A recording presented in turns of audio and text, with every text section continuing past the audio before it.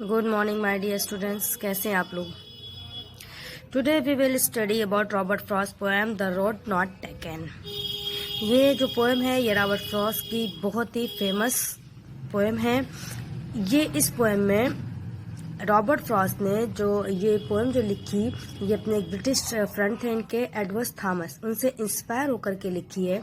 और इस पोएम को 1950 में अमेरिकन जो एक मैगजीन है, इसका नाम है अंटार्कटिक मंथली, उसमें ये पब्लिश हुई है। इसमें रॉबर्ट फ्रॉस्ट ने किसी भी पर्सन की जो डील्स होती है with the situation in which man has to make a choice, एक ऐसी सिचुएशन, ऐसे सर्कमस्टेंसेस जहाँ पर किसी भी पर्सन को एक चॉइस लेना होता है, अपने लिए कुछ एक चूज करना होता है। मान लीजिए उसके सामने दो रास्ते हों और उन दो रास्तों में से उसे अपने लिए एक सिलेक्ट करना है और वो क्विक डिसीजन लेना है उसको कि जो रास्ता वो चुन रहा है वो उसे आगे फ्यूचर में उसके लिए बेस्ट होगा। ऐसे डिसीजन जिसमें उसके आगे के लिए भी बेहतरी हो, उस सर्कमस्टांसेस में जो एक व्यक्ति की मनोदशा होती है, उसको इन्होंने इस पोएम में द रोड नॉट टेकन में चित्रित किया है। So let's read. Two roads diverge in a yellow wood and sorry I could not travel both. क्या कह रहे हैं रॉबर्ट फ्रॉस्ट? दैट यहाँ पर जिस जगह पर वो खड़े हैं एक शाम में जाते जाते, और वहाँ पर उन्होंने देखा कि दो रास्ते हैं जो कि पीली पत्तियों से, जंगल में जाते हुए दो रास्ते हैं जो कि पीली पत्तियों से भरे हुए हैं। And sorry I could not travel both, और मुझे बहुत इस बात का दुख है कि मैं अकेला व्यक्ति होने, यानी एक सिंगल पर्सन होने की वजह से मैं इन दोनों रास्तों पर ट्रेवल नहीं कर सकता।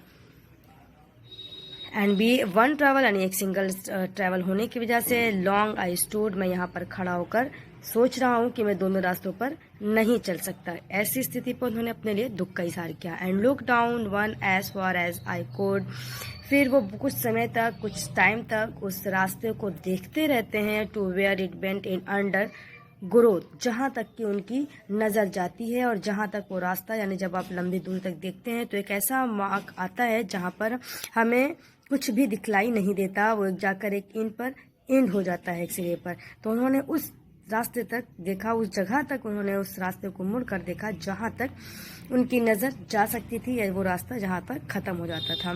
Then took the other just as fair, उसके बाद वो दूसरे रास्ते की तरफ मुड़ते हैं जो पहले की तरह ही साफ सुथरा था।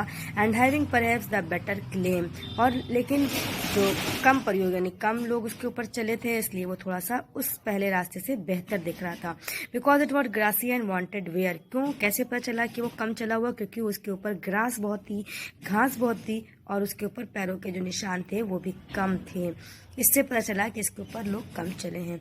दो as for that the passing there had worn them really about the same, और दोनों रास्ते पर चलने से कुछ जो बर्बरता आ गई थी, वो दोनों, पहले रास्ते के ऊपर भी जो लोग चले थे उसके ऊपर भी थोड़ा सा निशान जो पड़ा हुआ था। दूसरे रास्ते पे कम लोग चले थे, तो वो दोनों रास्ते थे वो बेहतर स्थिति में, दोनों रास्ते के ऊपर चला जा सकता था, लेकिन इनको दोनों में से एक को चूज करना था कि किसके ऊपर चला जाए। देखने में दोनों ही सेम थे। And both that morning equally lay in leaves no step had trodden back, तो जो दोनों रास्ते पोएट के सामने थे जिस पर एक के ऊपर चलना था, और दोनों रास्ते एक समान ही अच्छे थे, तो उसने वो रास्ता चुन लिया जिसके ऊपर कम लोग चले थे। और इस मॉर्निंग में एंड बोथ द मॉर्निंग पहले मतलब जो सुबह थी उसके सामने वो दोनों रास्ते सेम थे। इसी एक के ऊपर चल करके in leaves no step had trodden black, जिसके ऊपर बहुत सारे लोगों ने सुबह सुबह चल करके अभी उन पत्तों को बिखराया नहीं था। Oh I kept the first for another day, फिर वो सोचते हैं कि मैं पहले रास्ते को किसी दूसरे दिन के लिए छोड़ देता हूँ, मैं किसी दूसरे दिन आकर के इसके ऊपर जाऊंगा। Yet knowing how way Leeds on two way, उसके बाद वो चलते हैं दोनों रास्ते के ऊपर नज़र डालने के बाद वो पहले रास्ते को फिर कभी सफ़र करने के लिए छोड़ देते हैं। यानी उनका इरादा तो था, इसलिए वो दूसरे रास्ते के ऊपर वापस आकर पहले रास्ते पर चलेंगे, ऐसा सोचते हैं। वो जानते थे कि ये रास्ता जो है वो उनको दूसरे रास्ते तक ले जाएगा।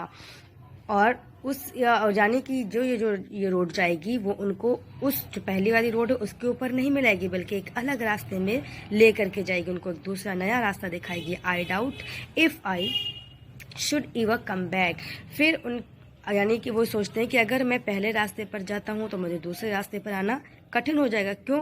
क्योंकि फिर मैं उस रास्ते पर वापस नहीं आ पाऊँगा, मुझे आने के लिए दूसरा रास्ता ही चूज़ करना होगा। इसलिए वो दूसरे रास्ते को चुन लेते हैं।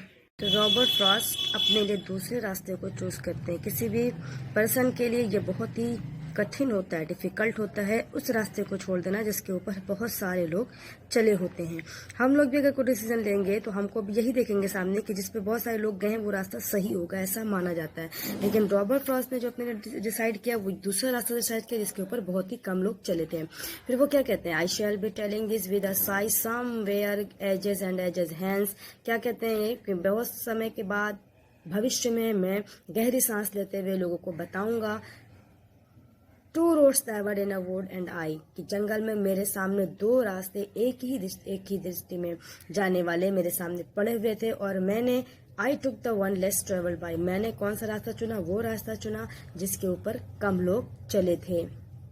और उसने ही and that has made all the difference, और उसने मेरे जीवन में बहुत सारा डिफरेंसेस ला दिया।